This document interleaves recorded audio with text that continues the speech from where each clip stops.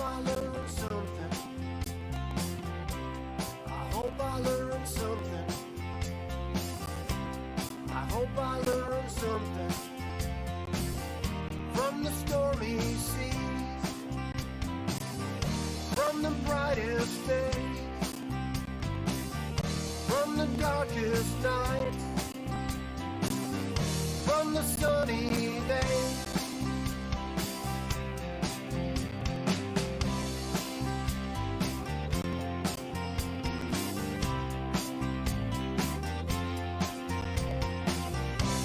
I hope you learned something. I hope you learned something. I hope you learned something from the stormy seas, from the brightest days, from the darkest nights, from the sunny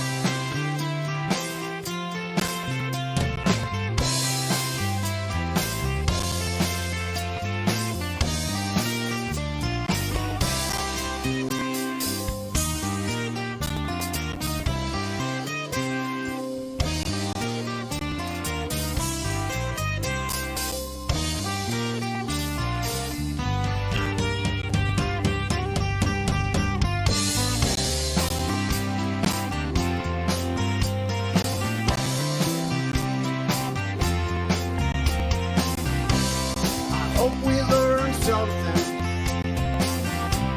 I hope we learned something. I hope we learned something from the stormy sea, from the brightest day, from the darkest night, from the sunny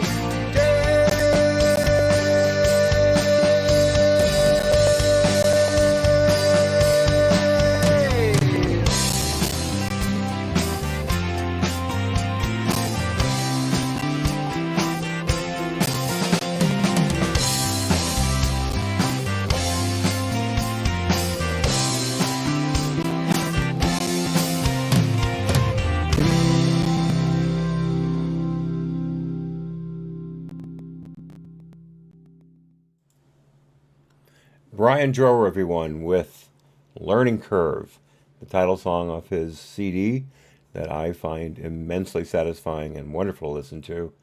The link to Brian's website is in the description. I highly suggest you check out his music and enjoy yourself as much as I have.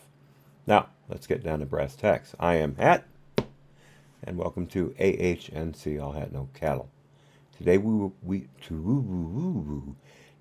will be reviewing the judgment handed down back in August of this year, 22nd to be exact. This is what I get for doing it without a script, folks. That was in a case between Judicial Watch, which if you don't know about, shame on you, look them up, judicialwatch.org, versus the Department of State, also as a defendant, slightly below the level of the State Department, Hillary Rodham Clinton. Remember, the State Department is still sticking up for her during this whole email scandal thing. They have not released the documents that have been asked for legally, and they have been hiding a lot of information. And now, Judicial Watch, Tom Fitton, president of, especially, Tom Fitton has been able to get depositions of various individuals involved with the mid-year exam Servergate investigation. And they're also looking to get Hillary in front of the camera. And this deposition shows that they're closer and closer than we may think. Now, this decision was handed down by the Honorable Royce C. Lamberth, United States District Judge, who was appointed in 2015. So he's technically a Obama judge, but he's no slouch. So I just want to welcome to the chat John and David and Laura, Uncle Bobbity. Iron Slippers just checked in. Thank you, sir. Let's see, Laura was here earlier, I remember. So we've got a full crew. Picasso knows we'll be listening in. I'm not even sure if she'll have to join in. This will be pretty quickly. This will go pretty quickly. There again without a script. So we shouldn't have too much trouble burning through the pages, as it were. And a real quick thank you, everyone, for being here. So, let's get started. In the United States District Court for the District of Columbia, there's a case number I won't bother going through. Judicial Watch Incorporated plaintiff versus U.S. Department of State defendant. And this again was in Washington, D.C., Thursday, August 22nd, 2019. And the timestamp is 2 p.m. Transcript of status conference held before the Honorable Royce C. Lamberth, United States District Judge. Appearances for the plaintiff: Ramona R. Kotka, Esquire. I don't know how to pronounce these offhand, so. Paul J. Orfanades, Esquire, Judicial Watch Incorporated, 425 3rd Street Southwest, Suite 800, right next to the railroad tracks, Washington, D.C., 20024. And there's their phone number. And then Christopher Farrell for the defendant. There's someone in the middle there. It says Christopher Farrell, corporate designee. I don't know what that means, but it looks like it's with the plaintiff group. And then for the defendant, which is the State Department and the Department of Justice, Stephen M. Pezzi, Esquire, Robert J. Prince, Esquire, Elizabeth J. Shapiro, no relation, Esquire, U.S. Department of Justice, Civil Division, Federal Programs Branch. There's their address. And then we also have Elizabeth Grosso, Department of State, and Michael Lieberman, Department of State. To continue, appearances continued for intervenor Hillary, that's a new word for me, Hillary Rodham Clinton, David E. Kendall, Esquire, Williams and Connolly, LLP, there's their address. For non-party respondents, Jacob Sullivan and Cheryl Mills, names that we know all too well, Brian L. Steckloff, Wilkinson Walsh Escovitz, PLLC, there's their address, and then the court reporter, Timothy R. Miller, RPR, CRR, NJ, CCR, official court reporter, and there's her work address. Proceedings recorded by machine shorthand, transcript produced by computer-aided transcription. Proceedings. The Deputy Clerk. Your Honor, we're on the record with Civil Case 14-1242, Judicial Watch Incorporated versus Department of State. Counsel, if you could please approach the lectern and identify yourselves for the record. Ms. Kotka. Good afternoon, Your Honor. Ramona Kotka for Judicial Watch. Also at counsel's table is Paul Orfanades, representing Judicial Watch, and Christopher Farrell. He's a corporate designee. Court, all right? Mr. Pezzi. Good afternoon, Your Honor. Stephen Pezzi, he spells his name wrong, from the Department of Justice on behalf of Defendant Department of State. With me at counsel's table today are Robert Prince, also with the Deputy of Justice, Elizabeth Shapiro, no relation, Deputy Director of the Department of Justice, as well as Elizabeth Grosso and Michael Lieberman, who are both attorney advisors with the State Department.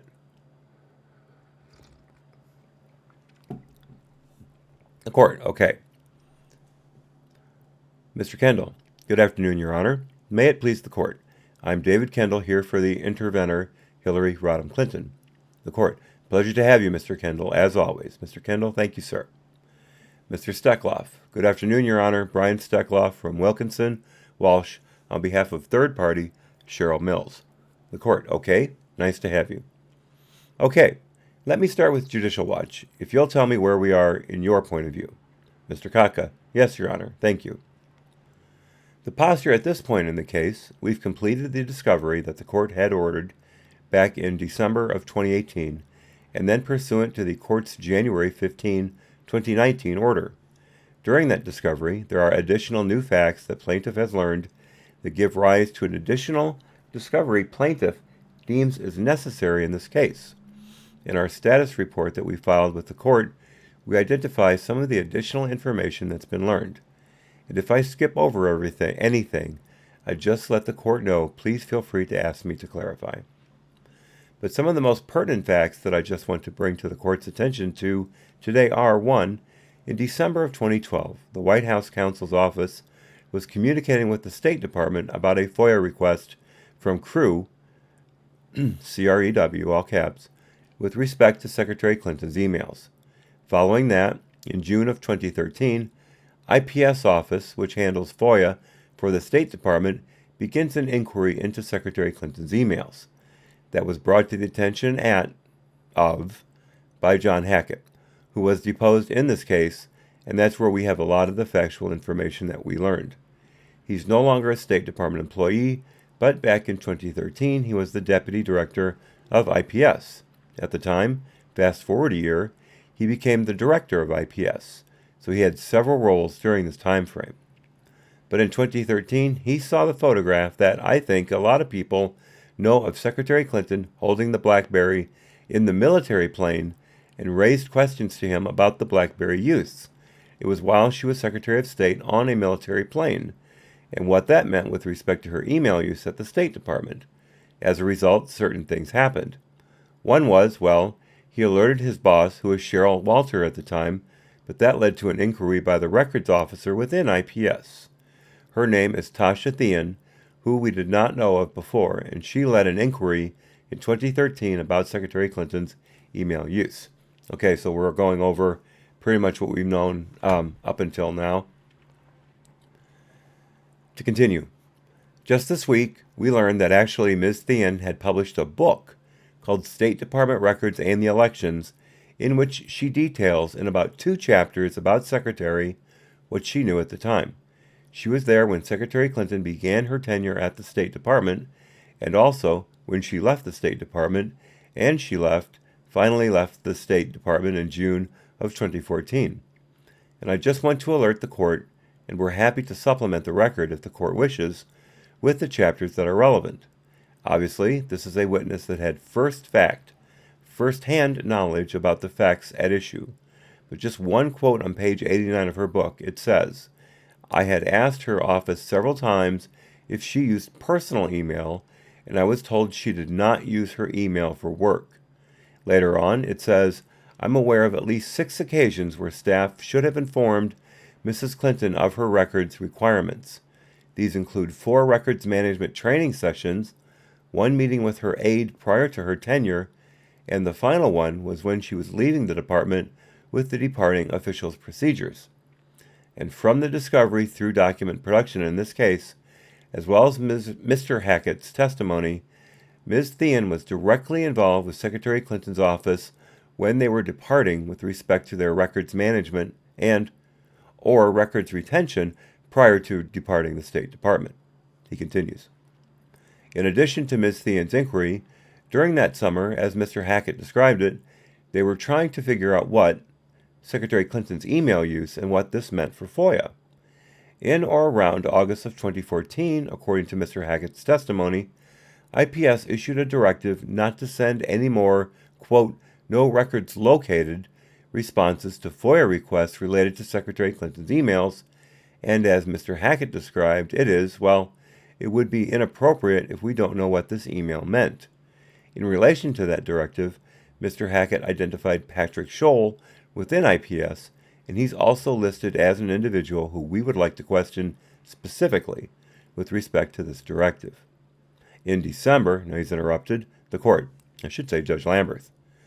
Now, I take it in your presentation you said Scholl, in fact, did not send out that directive to his staff or not.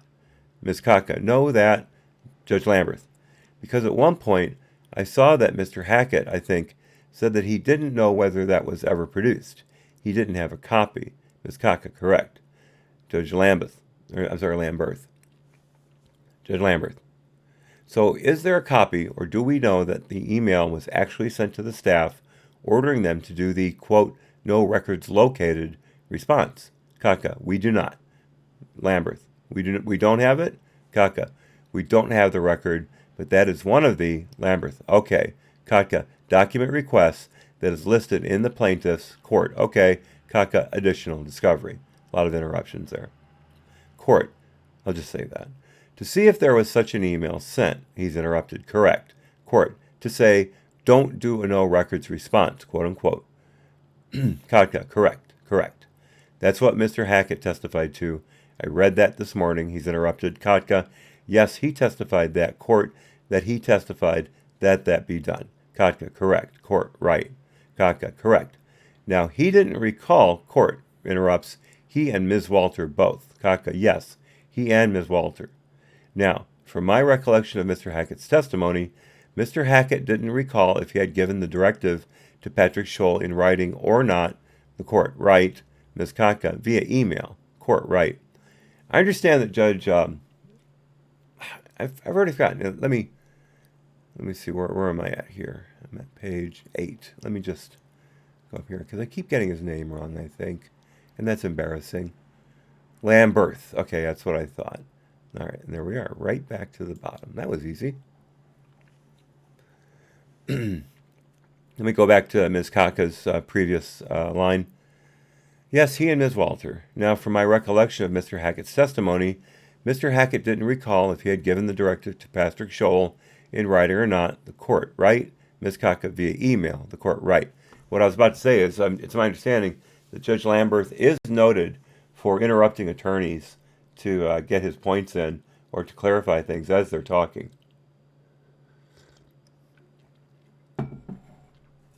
It's not that he's being arrogant. It's just his style. Ms. Kaka, that may have been verbal. The court, right. Kaka, but his testimony is that there was a directive sent. She's interrupted. Court, right. Kaka, from Patrick Scholl to IPS. Court, but you don't have one. Kaka, we do not have that. Court, all right. Kaka, no. And, court, and you don't know whether, in fact, that there were responses that did not follow that order. Kaka, no, we do not know that as well. Court, and did Judicial Watch receive a response that said, quote, no records? Kaka, in other cases? Not in, well, court, in this case. Kaka, in this case? No. Court, because you just never got a response? Kaka, we never received a response until we filed the lawsuit. Correct. The court, right. Kaka, correct.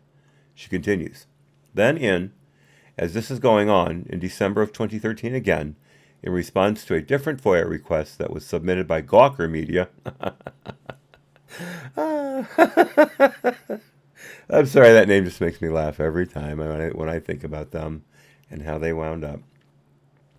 A FOIA request that was submitted by Gawker Media, and this one apparently 2013, there was actually a public release of Secretary Clinton's email addresses, and it lists HDR22 at clintonemail.com.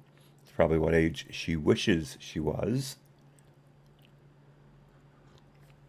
And that request specifically asked for emails between Secretary Clinton at that email address and Sidney Blumenthal, Clinton's hatchet man. I digress. Excuse me. Mr. Hackett recalled that this issue arose once again during this time frame in December/January of 2013 because, in response to that request, certain emails were located that identified her email address. He wasn't clear on what exactly those email records are, and that is another document request that we asked for, and we provided the description from the excerpt from his testimony as to how Mr. Hackett described it, and all those pauses are in the text. To continue. And it is noteworthy that, I believe, at that point, Gawker had still not received, until after it was publicized, I don't believe they received a response, but I'm not quite certain on that. But so after January of 2014, Judicial Watch's FOIA request is submitted in July or in May of 2014. We filed the lawsuit in July of 2014. At that time, what we've learned is, once more, there were a lot of discussions actually between IPS and the Office of Legal Advisor about Secretary Clinton's emails, as well as to this other 2012 crew request concerning Secretary Clinton's emails, and those discussions occurred with Mr. Hackett according to Mr. Hackett's testimony, also Mr. Finley, who we did depose in this case, but also the State Department attorney Jamie Barr, who we've also identified as part of our discovery. Now, he is an attorney at the State Department. The State Department opposes his testimony because he is an attorney, and points to the fact that we knew that he was the attorney assigned to this case to argue that we should have included him in the initial discovery.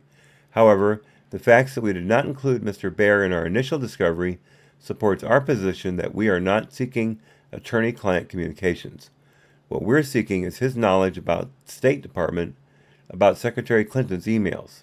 So in other words, we're not seeking to ask him, what was your discussion with, State Department officials about, how to litigate this case, but rather, what was your knowledge at the time that he was responding and the State Department was responding to our case with respect to Secretary Clinton's emails in 2014? The evidence so far that we've collected through discovery strongly, I think supports the fact that State Department officials and attorneys, IPS officials and attorneys, knew at this point that Secretary Clinton had used email for State Department work. And, in fact, I believe Mr. Hackett's testimony, which is included in the excerpts we've provided, stated that as a result of the Gawker request back in December and January, they knew that she had used it to some degree for her State Department business. So Mr. Baer, in the summer of 2014, according to Mr. Hackett's testimony, he alerted Mr. Hackett about, initially, he was involved in the document production from State to the Benghazi Select Committee. As part of that document production in August 11th, I believe, or sometime in August, the State Department included emails from Secretary Clinton's email account related to Benghazi, and Mr. Baer alerted Mr. Hackett that the State Department may receive press inquiries about Secretary Clinton's email use. And in fact, Mr. Hackett testified that he was asked to brief Public Affairs sometime in August or September of 2014 about Secretary Clinton's email use and he didn't want to do it, but the State Department did actually produce a copy during their 30B6 deposition, an email that confirmed the request for the Public Affairs briefing, which is also included as part of the supporting documents with the status report. To continue, Mr. Baer's knowledge about Secretary Clinton's email use while they were responding and searching for plaintiff's records in this case is paramount. Secretary Clinton was the head of the agency. We asked for records from the Secretary's office relating to Benghazi, and we asked for email records. It can't be disputed that her email records were not relevant to the State Department's search, so we therefore request Mr. Baer's testimony as well. King James, glad to see you, sir. If it please the King, we present this for your pleasure. To continue. In addition, also, through the deposition of Mr. Hackett, we've also identified Eric Stein. He actually holds the position that Mr. Hackett held back in 2014, and, as the State Department points out, we did note that Mr. Stein held that role in 2016. They point to the supplemental production that the State Department made in this case. However, only at Mr. Hackett's deposition is the first time we knew of Mr. Stein's FBI 302 notes that also point to a discussion between Mr. Stein and an attorney, unidentified attorney from the Office of Legal Advisor, asking about Secretary Clinton's emails in an unidentified PST file from a previous FOIA case. Lots of acronyms here, folks. I don't know what they mean. I apologize.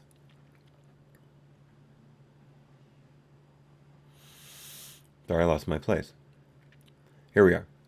That's the first time that we learned that those notes are based on the interview that Mr. Stein provided to the FBI, and the reason that we've included Mr. Stein at this point in our supplemental request. I would say these are the four individuals. The way I would parse the additional depositions that Judicial Watch has asked for, these are the four individuals that are new per se, let's say, based on the information that we have learned in the depositions. The other individuals are three individuals who we knew of, but we didn't know their identities, who the court permitted us to ask from the State Department through an interrogatory, because their names are subject to protective order. I'll just refer to them as officials in Mr. Pagliano's 302 notes. The court, right. Ms. Kotka. And they've since been identified, and our understanding is that they're still at the State Department, and their testimony is relevant to, if in Mr. Pagliano's notes, he describes that either one or all three of them had raised concerns about federal records issues with respect to Secretary Clinton's email use. Obviously, that goes to the State Department's good faith or bad faith in this case. So therefore, we're asking for their limited depositions.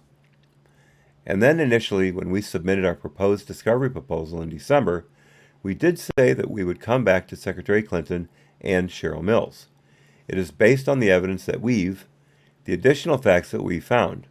We believe it's necessary to also take their depositions in this case. Ms. Mills, when we did depose Ms. Mills in the previous case before Judge Sullivan in this court, however, at that point, we didn't have all of the record that we have at this point. We didn't know about Mr. Pagliano's FBI notes stating that he spoke with Mr. Mills, that was a mistake, she meant Ms. Mills, and relayed the concerns that were addressed to him about federal records, retention issues, and Secretary Clinton's email. Obviously, that is paramount to plaintiff's case, and part of the reason for requesting her deposition. God, my right chest hurts like hell all of a sudden. Don't worry, my heart's fine. There's no problem with my heart. This just happens on occasion. I'm going to be sitting here with my hand pressing my chest probably for the rest of this. Okay, to continue. And then there are some additional interrogatories and requests for production of documents. I don't know if the judge, would you like me to go through all of them? The court, no, that's all right, Ms. Kaka, or do you have, okay. But that's where we are. And I would say that there is a lot of information that we have discovered as a result of the discovery with respect to the State Department's actions, in this case in 2014, but this additional information is necessary to complete and fill in the gaps that we need. The court, all right, thank you. Mr. Pezzi? Mr. Pezzi steps up. Good afternoon, Your Honor. Stephen Pezzi from the Department of Justice. Your Honor, I did not hear any argument from my friend on the other side today, nor did I see it in her status report yesterday addressing the critical threshold question as to whether any additional discovery is appropriate in this case at this time, given the extensive discovery that Your Honor has already permitted and that the parties have now completed, not to mention the discovery that Judicial Watch took in related litigation in front of Judge Sullivan. We think those threshold arguments are important, and it is, of course, Judicial Watch's burden to explain to Your Honor why there has been good cause to reopen discovery now that discovery has closed in this case. The court, well, I didn't close discovery, so your premise is wrong. Pezzi, okay. Punch number one. Fair enough, Your Honor, Mr. Pezzi. Whether you want to call it closed or not, it is still the court. I didn't close it. I said I would have a status after they took this initial discovery, and that's what I'm doing today. I didn't close discovery. Pezzi, that's right, Your Honor, but it is still Judicial Watch's, court interrupts, so they don't need any good cause, Mr. Pezzi, whether court interrupts today. The good cause continues from whether or not state was acting in good faith. And I'll tell you, everything they've discovered in this period raises serious questions about what the hell the State Department's doing here. Number 2. Mr. Pezzi, Your Honor, court interrupts. This no. I didn't know until I read that last night and this morning about this, not the professional saying you can't respond, saying, quote, no records, unquote, because of what the secretary was doing. It's really shocking to think that you would come in here and argue to me that you could still make that settlement offer, which is what you're, in effect, doing in your papers, when you have never told them about the emails for that period. So I really don't even understand what you're trying to argue to me today. Number 3. Mr. Pezzi, well, Your Honor, there's a lot to unpack there, and there are some factual premises that, just for the record, the government does not necessarily agree with in Your Honor's court. Okay, tell me what you think the facts are. Pezzi, so with respect to the directive issued through Patrick Scholl, the court, did it go out? Pezzi, so we have been working to determine whether such a directive was ever sent, and although, it requires proving a negative, and so I'm not going to represent to you today that the court, well, it's not a negative. You have testimony from Hackett that he ordered it. Pezzi, right. Well, his testimony is a bit more equivocal than that. He thinks that he recalls such a directive. He wasn't the court. That's not what I read. I mean, I've had dozens of affidavits from that guy over the course of my career here. He was the State Department's primary guy. I got affidavits from him all the time. I know who he is. Pezzi, that's right. And he was disposed in this case. We have looked for that directive. We have not found it. Obviously, were there to be additional discovery for this case, and were Judicial Watch to serve that request, we would do additional searches to confirm it, but as of today, court. So maybe it was never done? Well, it should have been done, shouldn't it? Pezzi, well, I don't think that's right, Your Honor. I think court interrupts. Why? She could do this, and state could rely on her doing it, and pretending like these records were never in state's custody? Pezzi, court interrupts. I'll tell you another thing. I'll tell you another thing I didn't like in your brief. I'll tell you right up front now. You put in your brief the most preposterous thing I thought in your brief was the very idea that, let me read you the line. Quote, Competitive Enterprise Institute was a case of first impression, and that some district judge bought that and the Court of Appeals reversed it. Now, that wasn't a case of first impressions at all.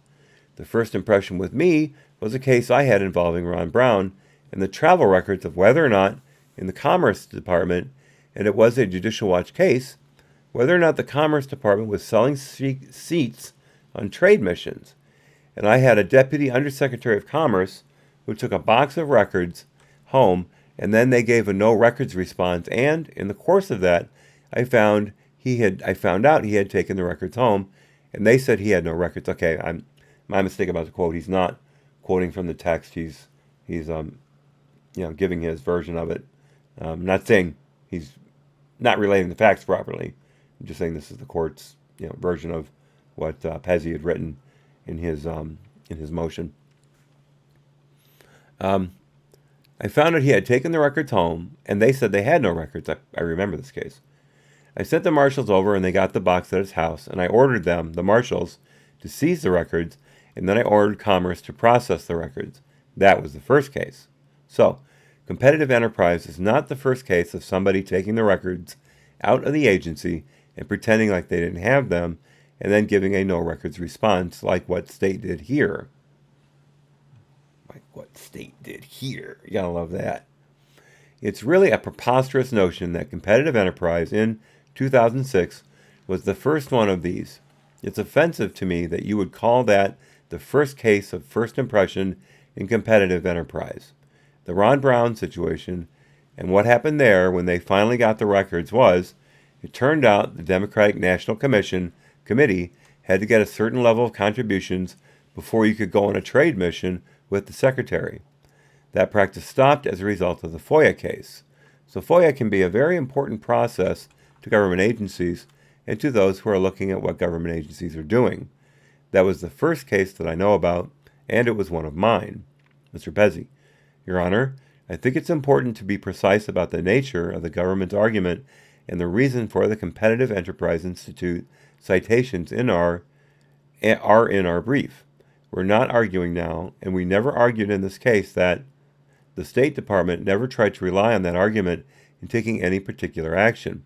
Court: well, you're pretending like between that period when the state knew about those documents and got them back in December of 2014 until sometime later, that state could be arguing that they weren't in state's possession and state could be denying the FOIA request to this plaintiff. That's what you're pretending about today in your papers. Pew, pew, pew. Pezzi: well, court, you filed last night. Pezzi: respectfully, Your Honor, the government did argue in as late as 2016 to the D.C. Circuit that that would have been permissible. Now that obviously, court interrupts, I can't even believe you would make that argument. Mr. Pezzi: well, court, that is a preposterous argument. Oh man, he's getting... If you haven't listened, I got to interrupt here. If you haven't listened to my video regarding the 10-round magazine limit in California that was struck down by the, I believe, the Southern District of California judge, whose name I've regretfully forgotten at this point, he lays to waste the Attorney General of California, who used to be in Hillary's Cotier. Is that right? Cotier? Sorry, my French is terrible. At State. Or was he? No, actually, he was with the... He had something to do with these people. He could have had something to do with the Debbie Wasserman Schultz and Allman Brothers thing, too. I'm a little confused right now. Please forgive me. Anyway, the video's out there. Look it up, because that pounding that the Attorney General of California took in that case is very similar to the pounding that Pezzi's taken at the hands of Judge Lamberth right now. And it's a lot of fun to listen to. I'm sorry. I had a ball doing that video, and I'm having a ball doing this one. So you guys really need to check that case out. I think it's one of my better reads. I really do. I'm just saying. I really enjoyed it. So I think you get a kick out of it too. Judge Benitez. Thank you, Uncle Bobby. Exactly. David Glenn carrying Coven. Coterie. Coven. Oh, even better. Even better. Or a murder. Like a murder of crows, perhaps. Maybe we could go with that. In fact, with Hillary, that would be Trey appropriate.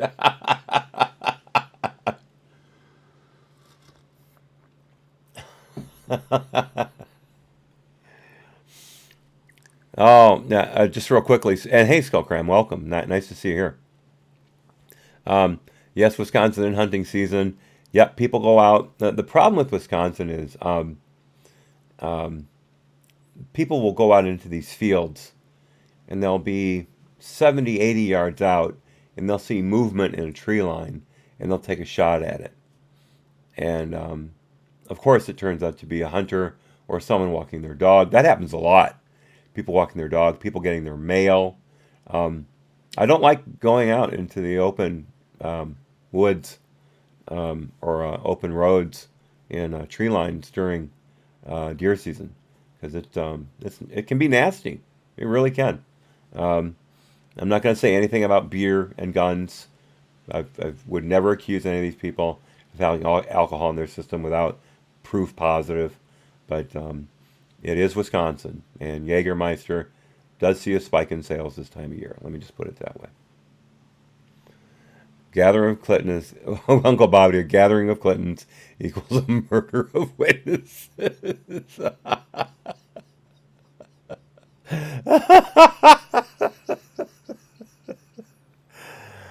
Oh, I gotta get going here. I won't be here all day. You guys crack me up. I hate crows. Just so I can say, David, I hate crows. They're loud, and they're scavengers. I don't like them. Okay, so let's just start back at the top of the page here. The court, I can't even believe you would make that argument. Pezzi, well, he's interrupted. Court, that is a preposterous argument. Pezzi, I mean, even the D.C. Circuit's opinion in CEI makes clear that the precedents that had been presented to it did not squarely resolve the case. Now, I'm not trying to convince Your Honor that that's right or wrong. In fact, we all know that it is wrong, but that's a far cry from bad faith, Your Honor. That it might take a little longer than court. Well, that's why I went to find out about the whole bad faith facts. Pezzy, right. And none of the facts elicited in discovery, in the government's view, court. Well, that's what sorry, I got way ahead of myself. The court. Well, that's why discovery is not through. Pezzy. Well, court, go ahead and make your argument. Pezzy, look, we have our general arguments, but with respect to the specifics that my friend on the other side presented, first of all, I think it's important. Some of them on their face are not new facts at all. Many of them, in fact, are not new facts at all. I mean, the most obvious example is the one that Your Honor did not hear of in my friend on the other side's presentation. They point to, for example, 2009 emails with General David Petraeus that they say were newly uncovered documents that somehow bear on this question of the Secretary's motivations in setting up her email server. Obviously. Does anybody know anything about the Petraeus connection to Hillary's server? Does this have to do with his documents with his lover that they uncovered and rung him up for mishandling classified documents? So it's kind of in relation to, as opposed to a direct result, or a result of, and as opposed to her being connected to it. Something like that. I'll have to look into that. With General Petraeus, to continue, that they say were newly uncovered documents that somehow bear on this question of the Secretary's motivations in setting up her email server. Obviously, that should be my scope ring from Loophole, finally. They've been cutting an elevation ring for me for the last 3 months. Long story. Obviously, to continue, we also have a threshold argument, threshold legal argument. We don't think that is an appropriate subject of inquiry anymore. But even accepting the premise that it is, I mean, and we didn't have the time to address this in the papers, of course, because we filed at the same time. But, I mean, this is and if I may pass the document up to Your Honor, and I have, court, sure, Pezzy, a copy for brief pause. This is an October 20th, 2016 press release issued by Judicial Watch. The headline is, quote, Clinton emails with Petraeus reveal her, quote, BlackBerry blues. Clinton tells then CENTCOM commander to use her personal email address, close quote. Wow, okay. Well, now we know what it was all about. Petraeus had Clinton's first private email address. I shouldn't say first. She's had private email addresses for some time, but he had one of them. Now we know the connection. Thank you, Mr. Pezzy Esquire. To continue. Now, this is not a new fact that was learned in this case, and I'm not just saying this to, score points at an argument. I think it's really fundamental to the disagreement that we have with Judicial Watch. These issues have been exhaustively investigated, and these facts have been developed in Inspector General reports. That's a little tough combination there. To continue. Another example, we talked about the 3 IT officials whose names are subject to the Privacy Act. If you look at page 40 of the May 2016 Office of Inspector General report, which is one of several Inspector General reports investigating these issues, it discusses the same, not by name of course, but it discusses the same sort of conversations that counsel is now telling Your Honor that are some sort of newly discovered facts that need to be addressed. It's not just that they didn't know the names before, they knew of the basic story here. Now okay, so if they didn't know the names before, they just knew the basic story, then why can't they depose them now, since they know their names? Seems kind of silly. Again, I'm not a lawyer, so I'm just saying. To continue. Now, with respect to Mr. Hackett's testimony and Mr. Baer's knowledge, the government concedes, and has conceded for quite some time, that there were some individuals, no doubt, within the State Department that had some awareness that Secretary Clinton was using her private email, at least in some instances, to conduct government business. Could there have been more weasel words in that sentence? I don't think so, actually. Let's see. Some individuals, some awareness, some instances. Wow. That's pathetic. To continue. That's, and what led ultimately to a request being made, and what led ultimately to a request being made to Secretary Clinton that she return any federal records in her possession. So you gave her carte blanche to carve out whatever she wanted to, and then hand you what she thought was all whitewashed after she bleach bit her servers to get rid of anything else that could have been incriminating.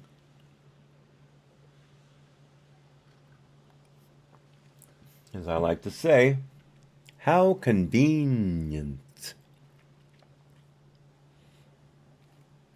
To continue. So the government is not saying now, and has never said to this court before, that nobody in the State Department had any idea that Secretary Clinton was using this email address at the time, but there was a big gap between the facts we all know now, which is that, not only was she using email, but she was using it routinely and systematically, and she had a private server, and certainly what most individuals involved with processing FOIA requests knew. Even Mr. Hackett's testimony, counsel referred to this photograph of Secretary Clinton using a BlackBerry. Mr. Hackett, in his deposition, ultimately said, quote, "We did not know what that photograph meant, or what even having an email, a private email address of hers meant back in 2013. That's at page 92 of Mr. Hackett's deposition transcript. And so ultimately, this was an unusual situation to be sure, and the government is not trying to persuade Your Honor otherwise, but the State Department requested the records. They were returned. When they were returned, they needed some time to figure out what they were, whether in fact there are agency records subject to FOIA in this box, and there needed to be a decision made as to whether, whatever legal arguments might be available to the government, are we going to rely on those arguments, or are we instead, as a matter of prudence, going to search for, process all these documents, and release them through FOIA? Obviously, as Your Honor knows, the government decided of its own accord to take the latter path, and that's why all of these documents have now been on the internet for quite some time after an exhaustive effort by the State Department over a matter of years that occupied a lot of time in this courthouse that, of course, Your Honor is familiar with. Oh yeah, you guys made every effort to get all of those emails out.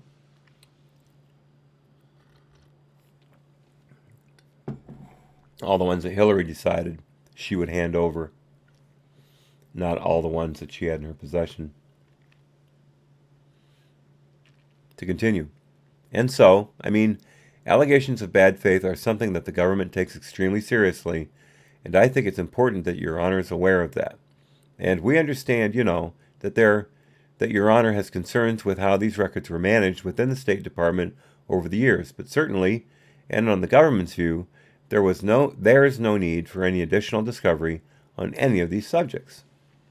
And with respect to some of the specifics in addition, I think it's worth pointing out the Gawker email that, again, my friend on the other side refers to. That's something, on its face, it's a 2015 article published by Gawker.com about a FOIA request submitted by Gawker about Hillary Clinton's private email address. So I have a hard time seeing why that is some sort of new fact that justifies additional discovery, just because one of the 11 deponents in this case, had a vague recollection of some discussions about that. They've already had the opportunity to get, access to these individuals, a much greater opportunity than a typical plaintiff would in a FOIA case, and I think most or all of the testimony that they're now seeking is very likely to be extremely cumulative, or worse than that, it's going to result in no additional information at all on most of the subjects that they claim to be interested in. Well, it's not up to you to determine if they're, this is me, not the judge, of course.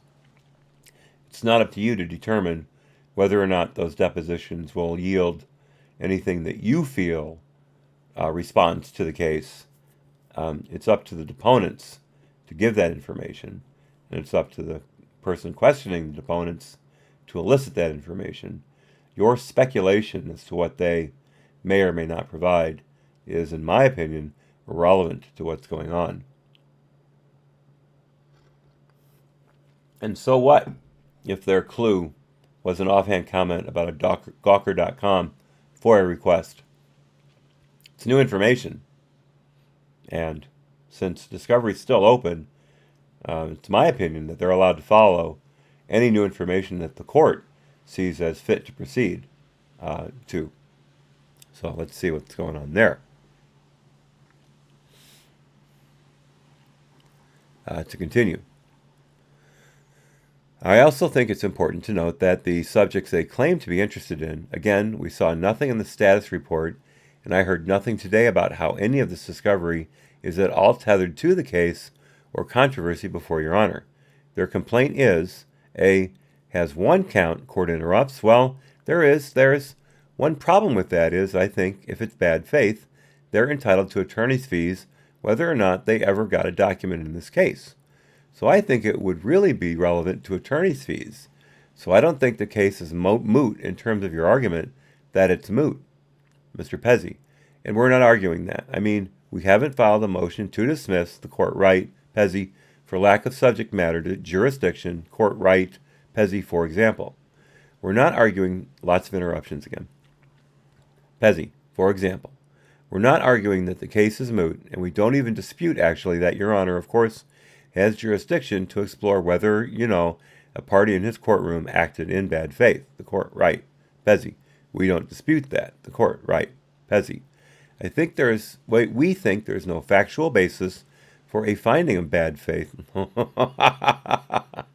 Oh, dude, you are so mistaken in my opinion. You've got bad faith written all over your face. So to continue. No factual basis for a finding of bad faith, and frankly, Judicial Watch hasn't even really tried to articulate one. Dude, they don't have to. To continue. And I mean, with respect to attorney's fees, again, Judicial Watch has never raised attorney's fees, but we are. I mean, if and when the time comes in this case, of course, per usual, we can meet and confer with Judicial Watch and see what attorney's fees, if any, they think are appropriate, and, in a way, that's how we think this case should proceed at this point, similar to how the discovery in the Judge Sullivan case, he names the case, when that discovery completed, ultimately, the parties met and conferred, and Judicial Watch requested some additional searches. The government agreed to conduct additional searches that it didn't believe were legally required, but in the interest of resolving that case, it conducted these additional searches. Judicial Watch was satisfied, and it dismissed the case. Now here, they've taken a different path. Court interrupts. And were fees agreed upon then? Pezzi, what's that? Court, were fees agreed upon then, or Pezzi, yes, the parties reached a settlement agreement that included a payment of attorney's fees. See how he left that out there? He just said they reached a settlement. Like, well, Judicial Watch was happy with the search, and they didn't care about anything else. They settled the case.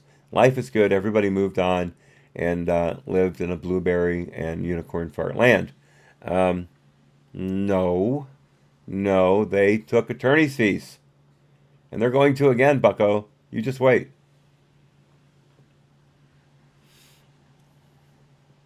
Oh, the Iron Slippers, the Rogues Gallery. I forgot to introduce them.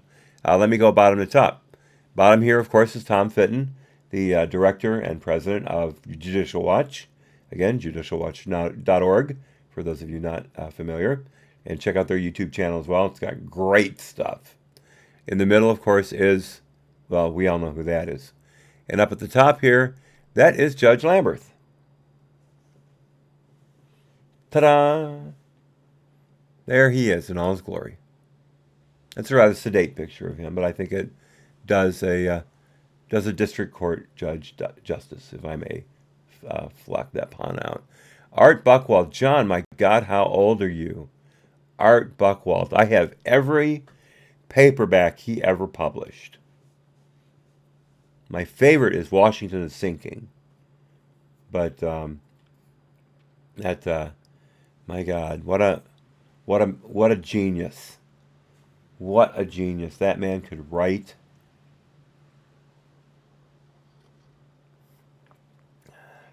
You made my day bringing him up. Thank you, John.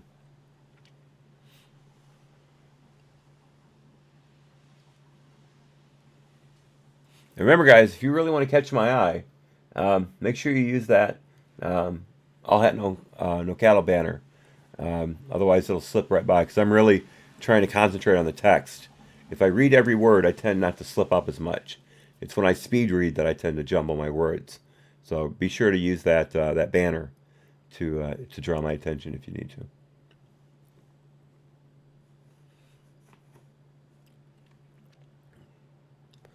to.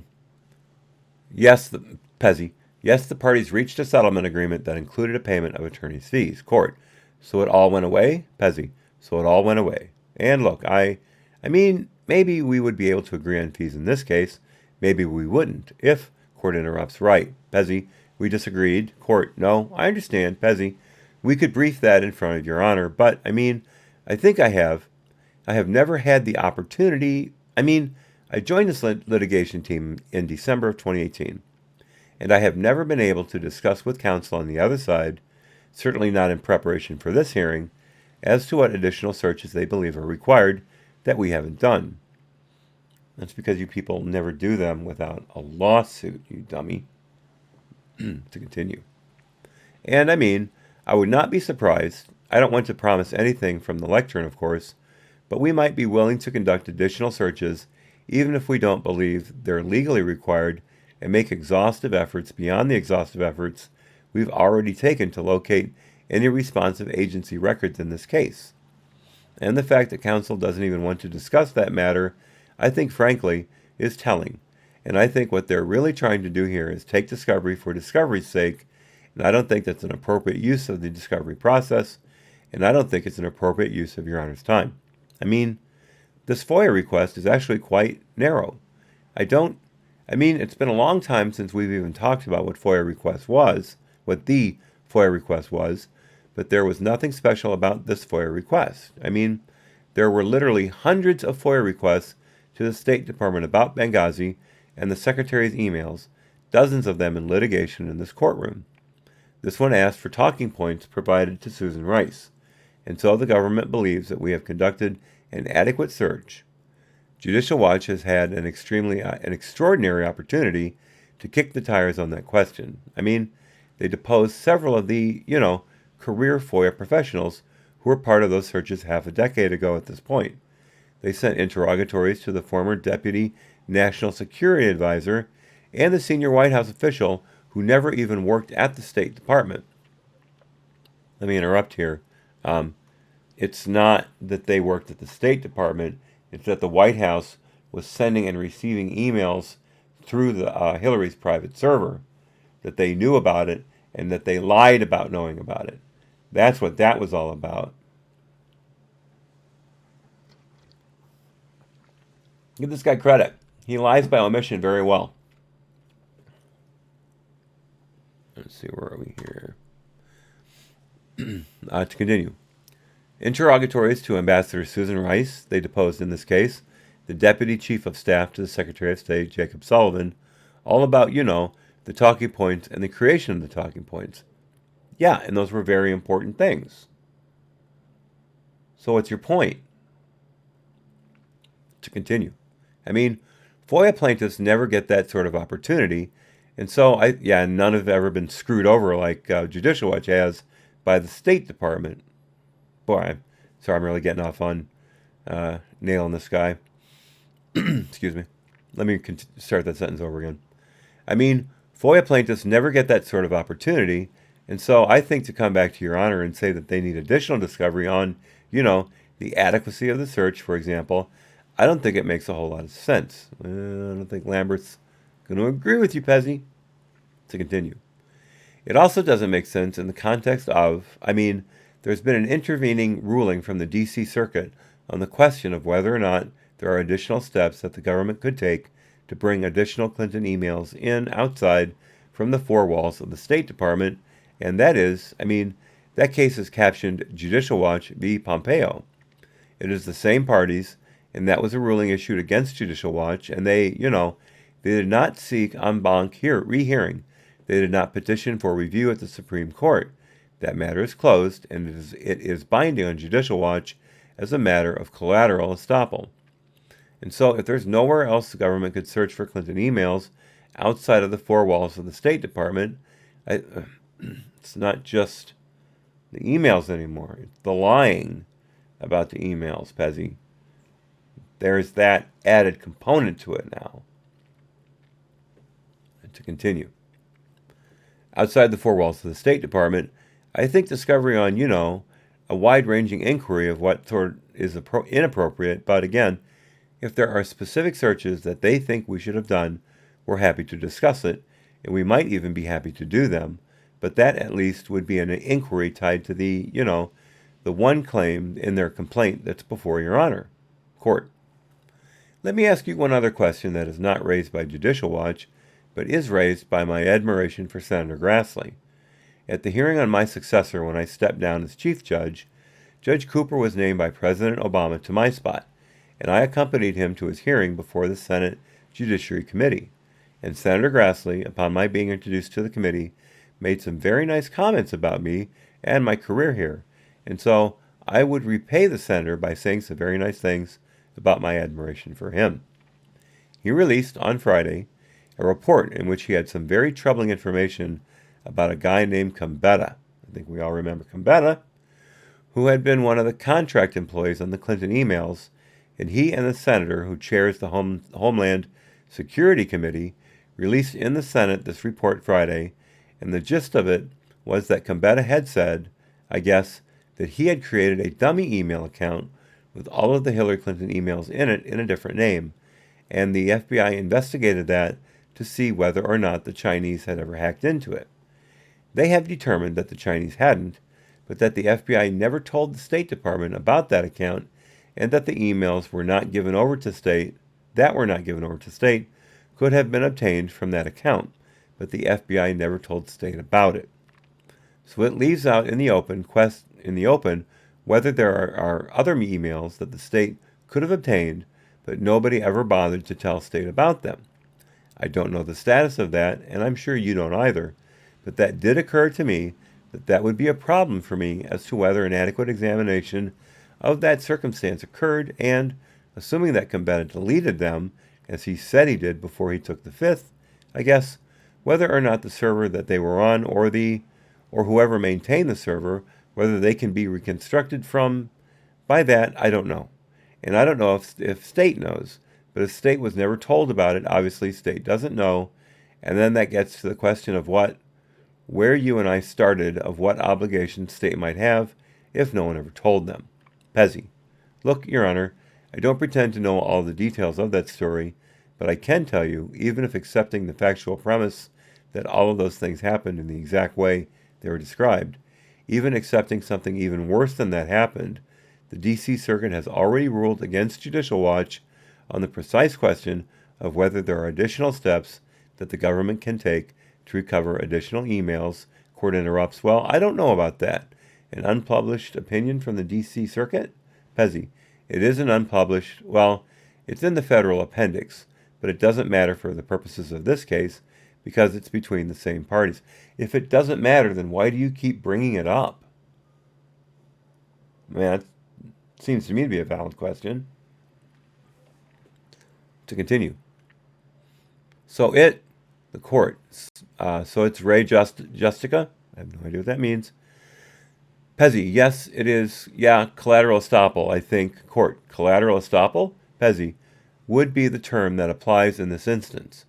Whether you want to call it Ray Justicata, sorry, I pronounced that wrong. No. One more time. Whether you want to call it Ray Judicata or collateral estoppel, it was a hotly disputed legal question in a case originally before Judge Boasberg, where he made detailed factual findings. He dismissed the case as moot. It was actually reversed at one point by the D.C. Circuit, and they sent it back to Judge Boasberg and said, we need some additional inquiry here. There was additional presentations made in the district court again between the same parties. Judge Boasberg dismissed as moot again, and then the D.C. Circuit affirmed that finding, agreeing with Judge Boasberg that there were no additional steps that could be taken to return additional, he's interrupted. And what was the search for? Pezzy. And so that's the case. It's a Federal Records Act case. And actually, I think it's important to court, but it's a different search. Pezzy. It's a more exhaustive search than would be appropriate here, because the Federal Records Act, everything I said to you before about court, I understand, but it was for Benghazi records or not. Pezzy. No, it was for all Clinton emails, is my understanding. Court. All Clinton emails? Pezzy. Yeah. So I don't want to get that precise detail wrong, but it was certainly broader than the request in this case, and would be including any of the Clinton emails that would be at issue in this case. And so it's a Federal Records Act case where Judicial Watch argues that, additional steps need to be taken. The Attorney General needs to initiate some enforcement action to return missing federal records, and that is an obligation that exists independent of FOIA, of course. So, the CEI argument we talked about before is about FOIA, whether or not, personal emails are agency records subject to FOIA. There's no doubt that there was a Federal Records Act obligation, and, there was exhaustive testimony presented. There's a declaration from E.W. Priestap, who was the Assistant Director for Counterintelligence at the FBI, who supervised the Clinton email investigation. We remember we read Priestap, who, by the way, has also been subject to discovery in this case, saying that there's no, the FBI moved heaven and earth to look for these Clinton emails. It was able to reconstruct some portion of the server, even some portions that had apparently been lost before the FBI's exhaustive efforts. And when that investigation was over, it returned those agency records to the State Department court. So he must have known about the Combetta thing, presumably. Pezzy.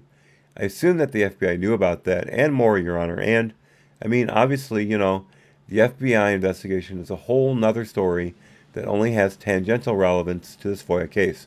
And that is how it's spelled, nother. A whole nother story. Relevance to this FOIA case, but what does have relevance to this FOIA case is, to the extent Judicial Watch or Your Honor is concerned about the adequacy of our search, it would have to be the adequacy of the search for, Susan Rice's talking points about Benghazi, because the broader, court interrupts, right, Pezzy, question of whether there are additional Clinton emails out there can be recovered somehow has already been resolved against Judicial Watch. And again, I don't think it matters whether that's a precedential,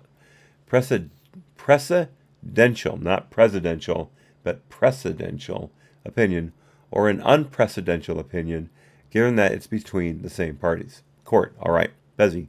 And so, obviously, the government's position remains that we think any additional discovery is inappropriate, but certainly I think the scope of the discovery would, at a minimum, need to be significantly narrowed to whatever, to the extent that there's been new facts elicited that require some follow-up. These document requests, for example, like I said, the government has taken some steps, but has not been able to locate any such directive as described by Mr. Hackett. If we were able to, locate it, that would be something that, I assume Judicial Watch and Your Honor might want to know about. I don't think it's necessary to resolve any question in this case, like I said, but that's at least something where there was some deposition testimony that led to a new request. Most of their request is frankly not that. I talked about some of it already. Tasha Thean, she published a book in 2018 that my friend on the other side showed, Your Honor. So, someone who's writing a book in 2018 about these issues, I'm hard-pressed to see why Judicial Watch should be able to come back to Your Honor and say that, somehow there's a new fact that needs to be explored, just because, again, some witnesses who have already been deposed, try that again, deep breath. Some witnesses who have already been deposed at length said they talked to her about the things she put in her book in 2018. And with respect to Eric Stein, I think they essentially conceded that they knew who Eric Stein was, and that he had served in, relevant jobs in State Department before their prior round of discovery, and Judicial Watch has already had, like I said, the extraordinary opportunity to depose many of his colleagues, both above and below him, in the chain of command. Okay, so let me interject. Why can't they interview him? Just because they talked to the guys who supervised him and the guys that he who supervised, what is the point of saying that they can't talk to him? I fail to understand what Pezzi's getting at here. And I do apologize because I know this is really dry stuff. It is legal blather, but there were some really good punches by the judge early on, and I think, remember now, we have a finale. This is just the denouement right now. We've still got the big reveal at the end to get to. By the way, you know who invented yada yada yada, right? Lenny Bruce. At least he's the one who brought it. And I shouldn't say he invented it, but he's the one who brought it to prominence. That's a great routine if you can look it up. Just try to look up Lenny Bruce, yada yada yada. It's an absolutely fabulous routine. I just wish I could have watched him do it live. I was too young. To continue. He currently holds the position that Mr. Hackett used to hold, but he did not hold that position at the relevant time, and so, I think his deposition is just another example of overreach by Judicial Watch. Court. In your inquiries to try to find that memo, can you state whether or not that includes talking to this, what's his name, Patrick Scholl? Pezzi. I wouldn't want to, well, let me say this, Your Honor. We have taken steps such as we have been able to take in the short time between when we saw Judicial Watch's first proposal and today's hearing. Court. Right. Pezzi. We are taking the sort of steps that, I think, are prudent to find out, for our own accord, if for no one else, whether such a directive was ever issued. I cannot represent to you definitively today whether it was or not, but that's something that we've been working on. Wow. It's a really long way of saying that, no, we didn't talk to the guy. Finish Pezzi's statement there.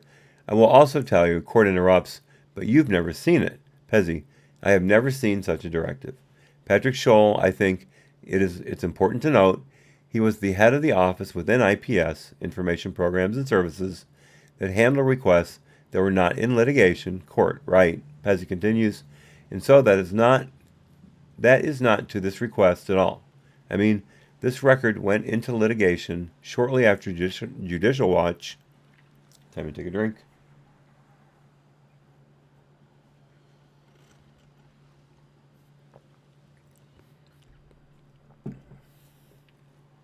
That's better. Let's start over with Pezzi here. After he was interrupted. And so that is not to this request at all. This request went into litigation shortly after Judicial Watch first made the FOIA request. I think the FOIA request is May 13, 2014. They sue in July 2014. And none of the, searches that are described in the original Hackett Declaration in this case took place in that time period. So the whole story of this FOIA request is when it was in litigation, and so there's no reason to think Mr. Scholl played any meaningful role in any of that. And so in some ways, I think we're back to where he's interrupted. Court. So what? Who would have had the role here then? Pezzi. So this was, I guess, if your honest question is, who had the title of the head of the litigation shop? Court interrupts. Right. Pezzi. Off the top of my head, I have some of these org chart questions. He's interrupted. Court. Somebody under Hackett, though? Pezzi. Somebody under Hackett. Yes, I absolutely. And then, obviously, Judicial Watch has deposed Hackett, and Judicial Watch has deposed many people below Hackett, and so one of our overarching concerns, Your Honor, remains that I think, unfortunately, it is clear that Judicial Watch doesn't have a lot of interest in pursuing the merits of this FOIA case. Somebody needs a nap. Somebody needs a legal nap to continue. And I think, if we do 9 more depositions, if they get, we're talking about deposition 20 through 28, depending if you count the Judge Sullivan discovery. I'm sure that in those, if you get 7 hours with 9 more people, there will be some remarks that they will find interesting, but there's no reason to think it's going to fundamentally change our understanding of this subject that has already been exhaustively explored by Judicial Watch and others. Well, let me just step in right there. That's why discovery was left open. That's why the judge said at the conclusion of the first round of discovery that he was going to leave it open. So if Judicial Watch came up with anything interesting in those depositions, they would be allowed to follow through. If the judge felt that it should have been limited to that first set of depositions, he would have done so. So you're telling the judge he's wrong in allowing for open discovery, and the judge, I believe, is going to tell you to stick it up your butt, if I may. Hey, Ray. Woohoo! Glad you're here, my friend. Glad you're here. Hey, do me a favor, if you wouldn't mind, give the chat a review of the BitChute paper. I keep forgetting Iron Slippers is Ray, and David is Iron Slippers. I got to keep that in mind. Yeah, just I think a couple others have watched the BitChute video. I believe David has, but just tell them what you think, because it's actually getting some decent views for my. I've only got like 18 subscribers on BitChute, but people are checking into it, so I'd appreciate your view on it as well. Thank you, and again, welcome. To continue. I mean, including literally FBI criminal investigators, some of the best in the world who have looked at these issues and published extensive written work product about it. And so, the expert FBI investigators who completely failed to disclose to the State Department that Gambetta had all of the Clinton emails in a dummy account and never told State that they were there, thereby making State complicit by removal in not giving up those records. Come on.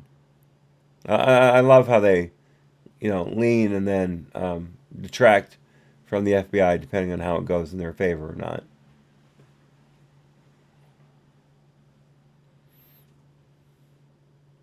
So, David, that's just to step away from the text for a second. I did get that from your earlier comment that you found it boring, and Ray thought it was cringy. I didn't find it boring, actually.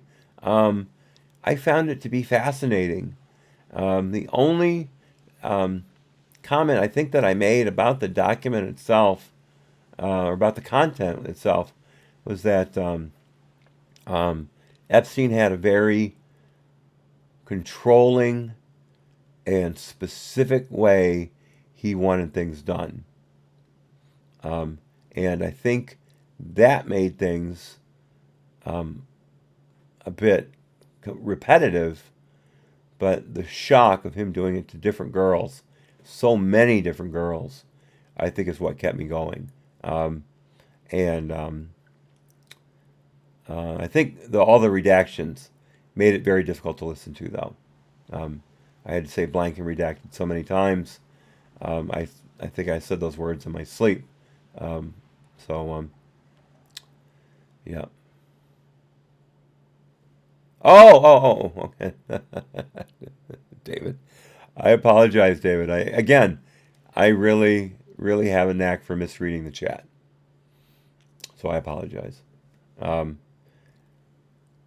Yes, Epstein was boring. He had one goal, and that was to rape young girls. Oh God, Here goes the stream, folks. Hang on. Hang on. We're probably going to get cut off. Okay, we're at page 39. Let me write it down.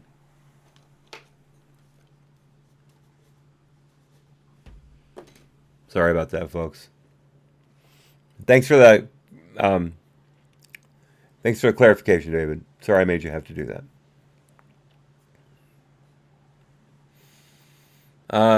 Back to Pezzi. Okay. I think our concern is that if additional discovery is authorized, we'll be back here again in 9 months, and they'll have 5 more names that they want to present to Your Honor, and I just don't think that's appropriate in a FOIA case. Court, all right, Pezzi. Unless Your Honor has any more questions, the court, thank you very much. Did you want to say anything, Mr. Kendall or Kendall? Surprisingly few words, Your Honor. The court, that's not surprising. You're very good at that. Mr. Kendall. We filed this motion to intervene purely as a precautionary measure. Our interest is very limited. The record here is voluminous, and I need not tell the court. I read the dueling status reports last night, and frankly, I'm not sure where we are. The one thing I'm confident is, at the end of this hearing, you will tell us where we are. But I would simply like to ask the court that if and when the subject of further discovery from former Secretary Clinton becomes an issue, that we have an adequate time to brief that. I do notice that in the plaintiff's status report that they say one of the reasons they want to depose the former secretary is about the preparation of Ambassador Rice's talking points back in 2012, the advanced dissemination or discussion of these talking points, the aftermath of Rice's appearance, and the department's evolving understanding of the Benghazi attack. Now, Your Honor, I sat there for all 11 hours before the Congressional Committee listening to the Secretary testify about Benghazi. I'm sorry, Senator, let me interrupt here. I'm sorry, Senator, I don't recall. I'm sorry, Senator, I don't recall. And, of course, my favorite line from Hillary during the Benghazi hearings, I'm sorry, Senator, I don't recall. Fascinating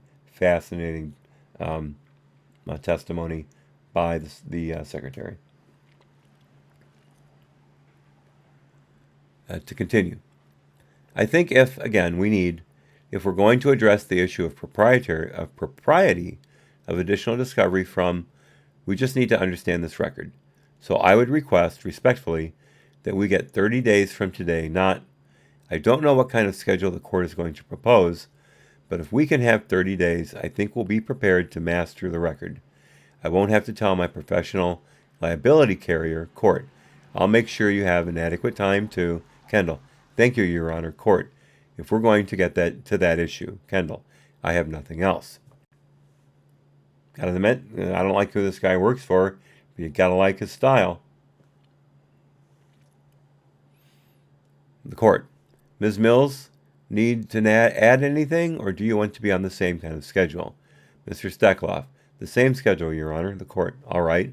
Steckloff. Thank you. Court. All right. Okay. Judicial Watch gets the last word. Ms. Kotka. Thank you, Your Honor.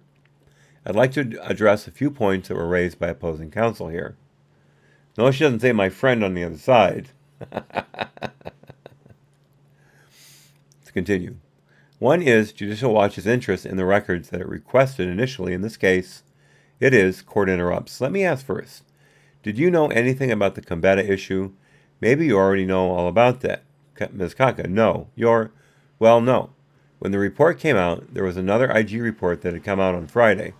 We were looking at some other things. The court. Oh, Kotka. The court. So you don't, Kotka. When that had come out, court. So you don't know the facts about that either. Kotka. Not in detail. No. I hope you followed that. Court. I always pay attention to what Senator Grassley said after he said all those nice things about me. There's a true love affair going on between Lamberth and Grassley, and I think it's fabulous. To continue. Kotka, well, he has good things to say.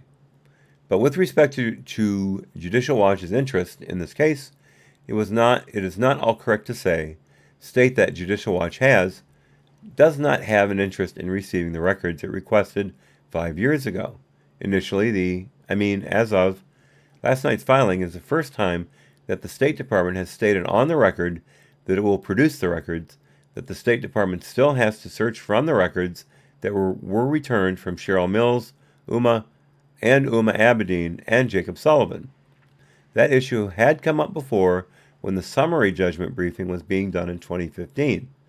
The State Department had approached us that they would search those in exchange for no discovery. Judicial Watch did not take that proposal, but the fact that we have discovery ongoing does not stay or minimize or stop the obligation that FOIA imposes on the agency to conduct the search. We're 5 years later, and we're still waiting for the State Department to complete its search, and the burden is on the State Department. With respect to looking at other locations to be able to conduct an adequate search, the State Department has identified, and it's part of Judicial Watch's interrogatories, a list of, I think, 20 or so individuals who communicated as to how many times they communicated with Secretary Clinton. As of today, we don't know. We don't have any information that the State Department has searched those custodians' emails for responsive records. And DOJ attorney has tried to make a parallel between this case and the case before Judge Sullivan. The case before Judge Sullivan was much more narrow. That sought records of specifically related to Secretary Clinton and Uma Abedin. This case seeks records from the State Secretary's office. Sorry, got ahead of myself. State Department's 3 lines down. This case seeks records from the Secretary's office, and so, therefore, part of the discovery here is also to figure out where else within the State Department does Secretary Clinton's emails reside. With respect to the fact that the case by Judicial Watch against, initially, Kerry, Secretary of State Kerry, then Secretary of State Pompeo, there is a Federal Records Act case. That is different. This is an inquiry or a request that I just lost my notes here. That was a request under the Federal Records Act. If the agency is aware that records have been removed, the agency has to initiate an inquiry to the Attorney General to do an investigation as to how to recover those records. That is something, and that was with respect to Secretary Clinton. That is completely different. There are different elements. That's a whole different case as opposed to the FOIA case that we have in this case. So we don't think it's binding. With respect to slapped away the other case that Pezzi tried to contact to this case, the estoppel decision. Thank you. To continue, with respect to the email that the State Department had just handed to the court, the reason we included that's an example of why Judicial Watch is asking to question Secretary Clinton directly about her emails. It's not so much about when it learned, but with respect to, and when we, the plaintiff, the reason we didn't request Secretary Clinton's deposition or Cheryl Mills' deposition is because we wanted to show discretion and avoid duplication of discovery. That's the reason we waited. And now the State Department perhaps wants to punish us for that. But I just want to point the court. Wow, I screwed that up. I just wanted to point the court that that's just an example of why we need her deposition. Should we point out to the court? Oh, one other point that the State Department's attorney had made. With respect to State Department's bad faith in this case, or conduct in this case, the record is clear. State Department received Secretary Clinton's emails, 30,000 of them, on December 5th. In December, State Department was attempting to settle with Plaintiff's Judicial Watch in this case, and that meant to dismiss this case without any revelation or any discussion that there are 30,000 emails. There are 12 banker boxes. If they hadn't yet counted how many emails were in there, but there were 12 banker boxes of Secretary Clinton's emails that the State Department did not disclose to Judicial Watch at the time. Let's see if I can get an image of a banker's box. Banker's box dimensions.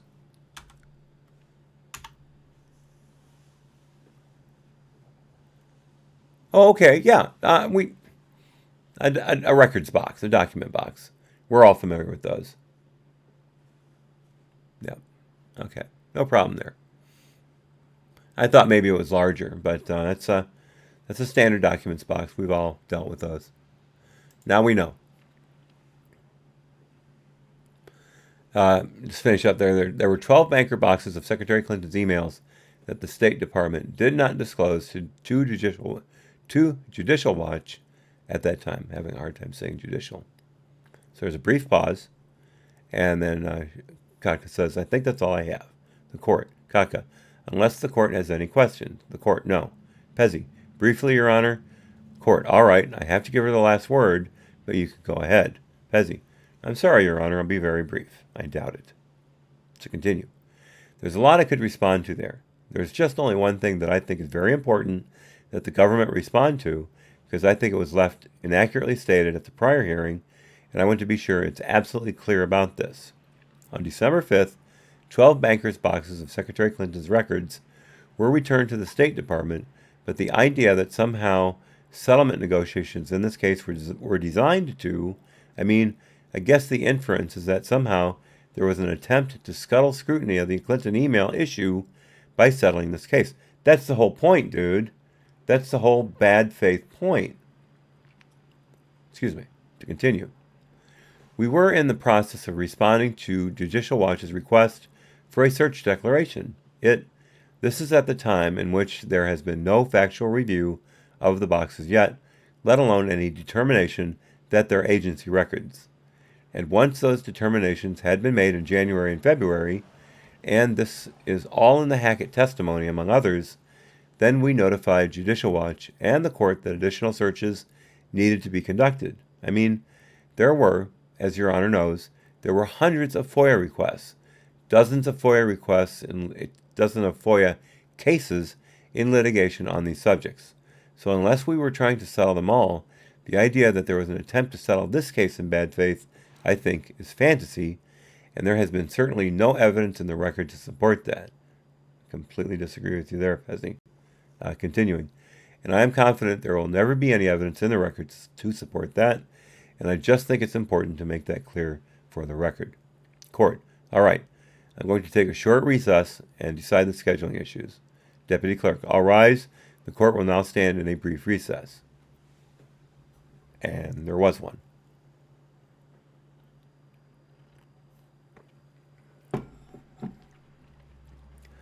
Oh, hey, SRS 4859. Nice to see you. I did not notice you come in. I've been very, very focused today, not looking at the chat very much. You said there was buffering. Yeah, it's. Let me look at my live dashboard here.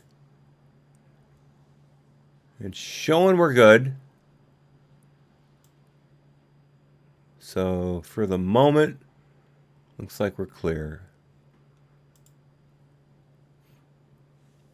I'll be honest, I forgot where the live dashboard window was after I set all this up, and I just found it exactly now because I was wondering how the heck the stream was continuing if I didn't have the live dashboard open.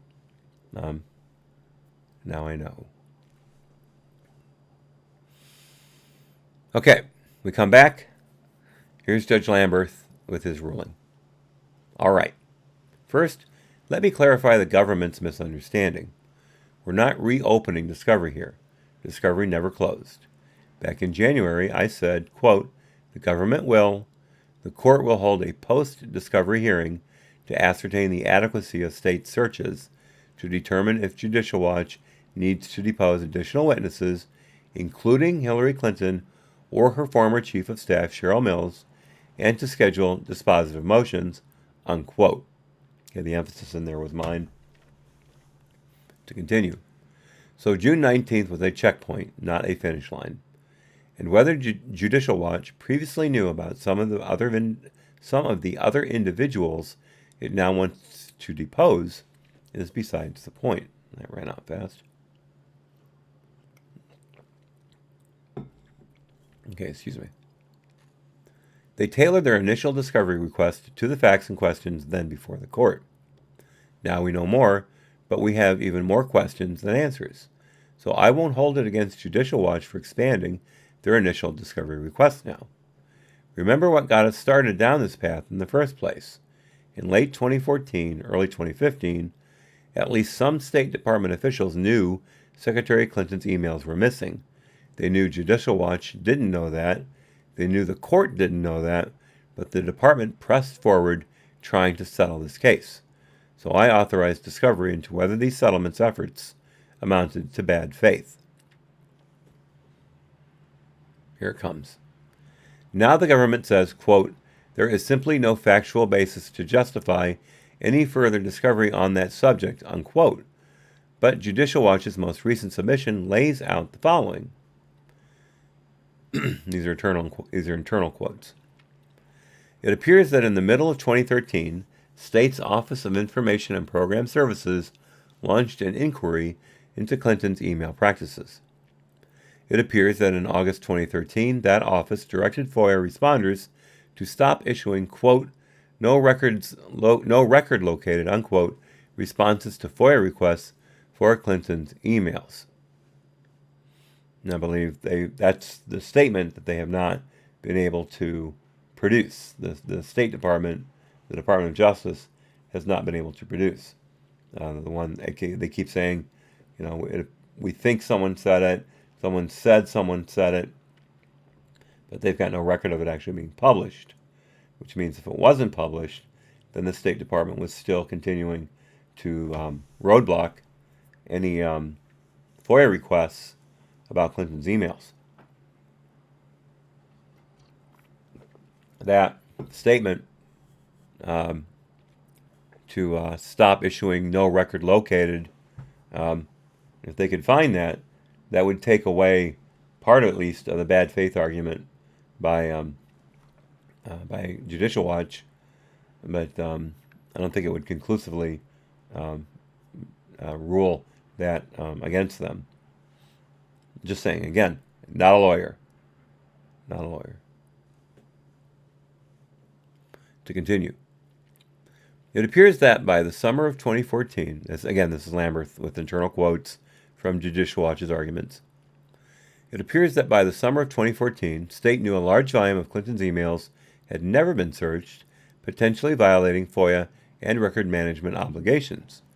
It turns out State had a standing meeting every Wednesday afternoon during the summer of 2014. Check this out. Let me repeat that. It turns out that State had a standing meeting every Wednesday afternoon during the summer of 2014 to discuss Clinton-related FOIA inquiries. Again, this emphasis is mine. Attendees included Secretary Kerry's Chief of Staff, his Deputy Chief of Staff, the Deputy Secretary for Management and Resources, the Assistant Secretary for Legislative Affairs, several attorneys, and Patrick Kennedy, the Undersecretary for Management. That's every Wednesday afternoon. It appears that in August 2014, State began planning for media investigations into Clinton's emails. It appears that in November 2014, State told Judicial Watch it performed a legally adequate search and tried to settle. In fact, I think in my original opinion on authorizing discovery, I noted that State had given a draft Vaughn index to Judicial Watch at that time. I don't think I have ever seen that, but I think it was given to, in my opinion, I said that it had been given to Judicial Watch. Indeed, State spent the next 3 months from November 2014 trying to make this case disappear. They kept doing it even after they came into the possession of Clinton's emails. Judicial Watch wants to follow up with the state attorneys assigned to this FOIA request to participate in settlement discussions and negotiations. That seems reasonable to me. State wants to ask the department official responsible for overseeing FOIA requests more about why he directed his office to stop using, quote, no records located responses to FOIA requests relating to Clinton's emails, if that in fact is what happened. I'm curious too. I think he misspoke here. He says state wants to ask department official responsible. I believe he meant Judicial Watch. As otherwise, he would have been, if he was referring to himself, he would have said court, the court. And I don't see why he would want to include a request from the state when this is talking about what Judicial Watch wants. Again, I could be completely misreading it. Y'all know how I misread the chat all the time. So, it's on me if I'm wrong.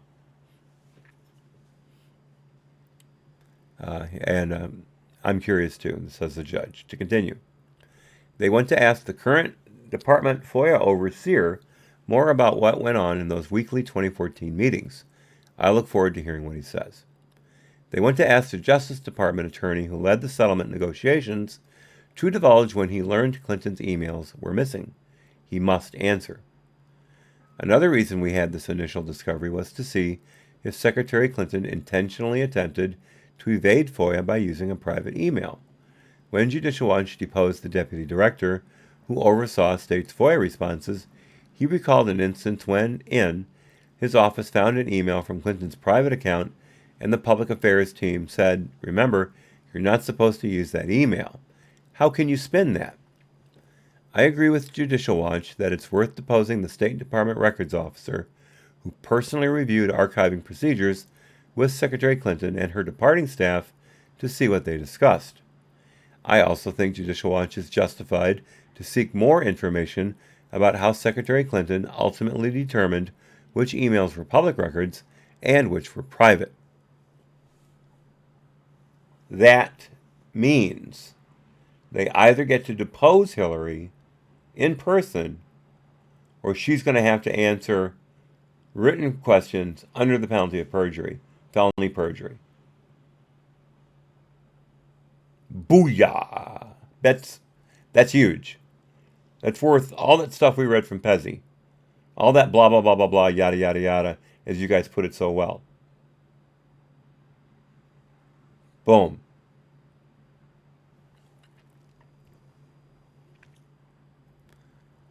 To continue.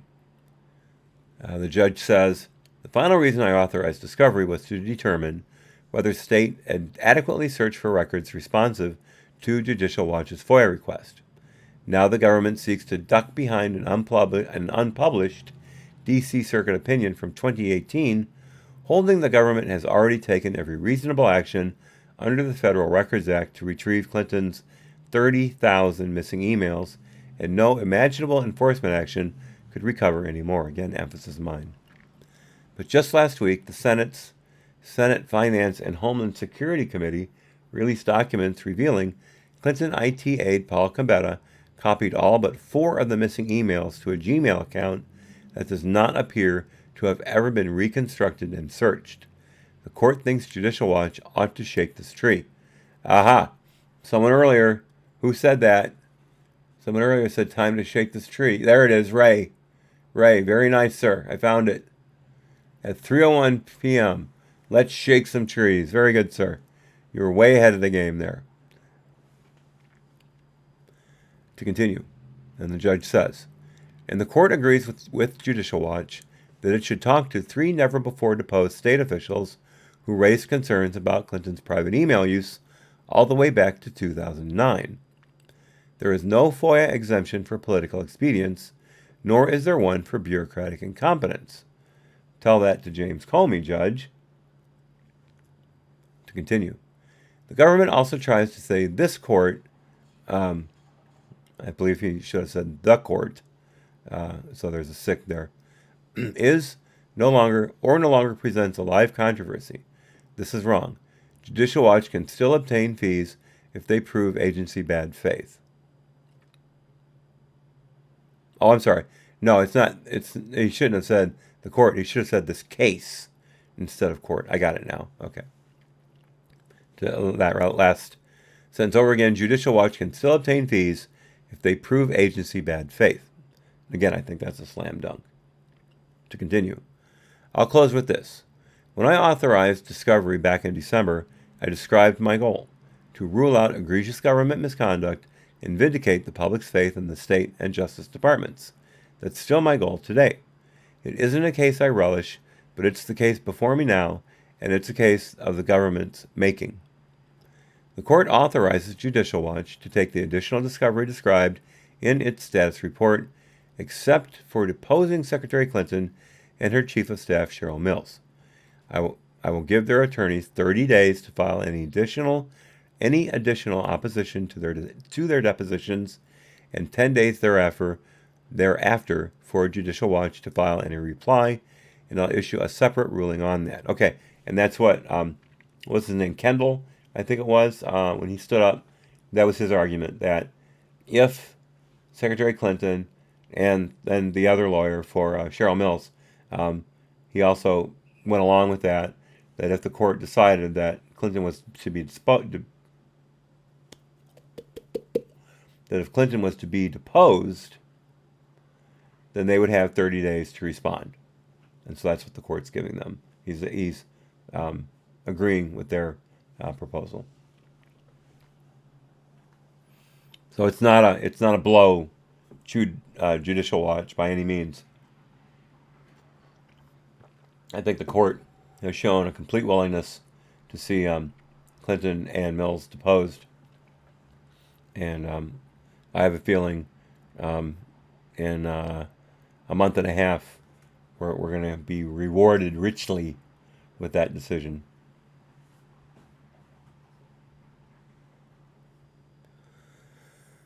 Okay, sorry, didn't mark my pace. Here we are. Otherwise, the discovery should go forward, and all of it should be completed by December 13th. A status will be held on December 19th at 10 a.m. to set a further schedule in this case. With that, the court will be in recess. Pezzi, Your Honor, there's a brief pause, and then Deputy Clerk, this court is now adjourned. You may be dismissed. Proceedings concluded at 3:25 p.m. And then there's the court reporter's stamp, that certification, I should say. And there you have it. Judicial Watch got everything they asked for, basically. Pezzi was shut down. Shut down like a bad restaurant, like a bad food truck. And this guy who claims to be able to argue against Judicial Watch with complete confidence in his facts, gets every one of them slapped into the dirt, and then his parts are also muddied in the same manner. So that was good. That was good. That was worth all the boring stuff from Pezzi. That was really worth it. And the Judge Lamberth, really did beat him up during his initial testimony. That was well received by my brain, I should say. So if there are any questions for the stream, King James says, "Good job." Well, thank you, sir. I really appreciate that. You watch Judicial Watch as well, but this is perfect to hear the actual document. Thanks. You're very welcome. You're very welcome. Tom does a great job summarizing this stuff in his weekly updates and his midweek updates if something happens. But I really prefer to get to the meat of the matter, if at all possible. Some of these decisions, of course, are unpublished, and we're not able to get to them. But when they are put out as a matter of public record, I try to be all over them. So let me. Skullcrime says, not a fan of Judicial Watch. Well, you certainly have your right to your opinion, sir. I would love to discuss that with you and find out what your points are. Feel free to start a discussion in the box of this after it posts, and I'd love to talk to you about it. Iron Slippers, you're welcome as well. I really appreciate your coming along. Something about his eyes. Something about his eyes. Well, turn the brightness down on the TV so you don't see his eyes. Yeah, I like Ramona a lot. She's very good. She does a lot of their cases, and she's very well versed in her job. She really cuts through to the meat of the matter, and I enjoyed reading her work right now. Um, yeah, Pezzi just he didn't have it. He did not have it. That's Ramona's a good lawyer and a regular looking person. Well, that's the funny thing. You see all these really hot shot um, lady lawyers, and the ones on the what I would consider the wrong side of history, and they're always except for a few, they're really hot and they're distracting, and I think that's a technique. I think they do that on purpose. Um, they may be feminists at heart, or I mean, should they may be feminists on the outside, but at heart they know how to work the whole hot lady thing. Like Jussie Smollett's lawyer. Look at her sometimes, and oh gosh, isn't what's her name? Oh, I'm so sorry. She took over for the redhead, her daughter. Um, she she's also usually throwing it out there. Man, I just had her name in my head too. Sorry about that. Um, Skull, I've had good lawyers and bad lawyers. So just like I've had good and bad chiropractors, I think they serve their uses, um, but you have to be very very careful as to which ones you use and how you use them. Bloom, thank you, Ray. That's it. That's it. Absolutely, Bloom. Nice job. I should remember that from the TV show um, with with the Blooms, but it escaped me. Anyway, so what's going on for the channel? Um, I should wrap this up for the people listening on audio um, who haven't left, should know a little something. Um, Obviously, the 13th, this Friday, as long as I can get my hands on it, I will do the Democratic debate for the presidential candidates, just like we did the last time. Except, of course, this time will be one day. The one thing, though, is like I said, I have to be able to get a hold of that recording. And there was one person on all of YouTube, whose name I don't have handy at the moment, who was able to capture the CNN broadcast. So as long as we can, who was it, ABC this time, I think? Um, Allred, yeah. Gloria Allred. There you go. There you go. Gloria Allred. But oh, you're welcome, David. Thank you. Again, thank you for being here. Um, but yeah, so as long as I can get a hold of the recording, I'll do it, and we'll start. You guys throw out a start time if you like. It would have to be early, but no earlier than 11, and really no later than noon if we're going to get it done. 'Cause it's going to be fairly long, I'm sure. I'm pretty much hoping for noon real time, 11 o'clock Central. Um, and you may have noticed, to continue, I just finished stitching together the Peter Strzok testimony.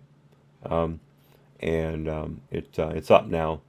I'll be very honest, I'm really proud of it because I scrolled through every 5-minute block of that video looking for pauses that were incorrect, too long, ramblings that made no sense whatsoever. At least some of my ramblings make a little sense.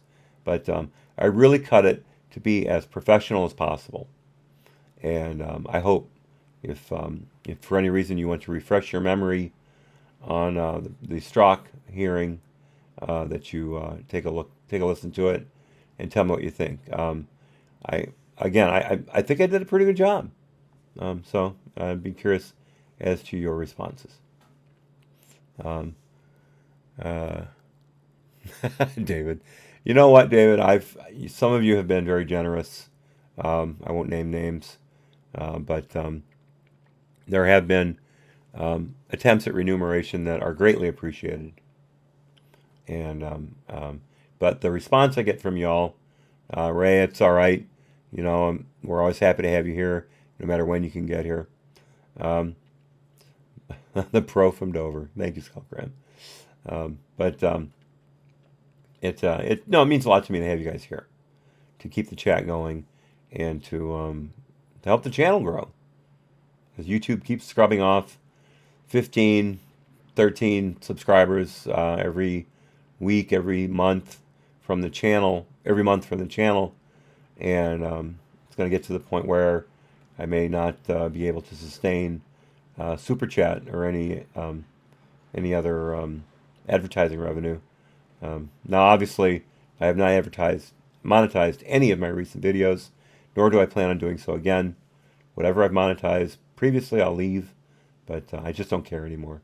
I just don't care. So, super chats and PayPal, and life is good. And you guys have done both, and I really appreciate it. But we're, of course, still waiting for the IG report. The word is now sometime this month. I certainly hope so, because the first weekend in October, I will be gone that Friday through that Tuesday.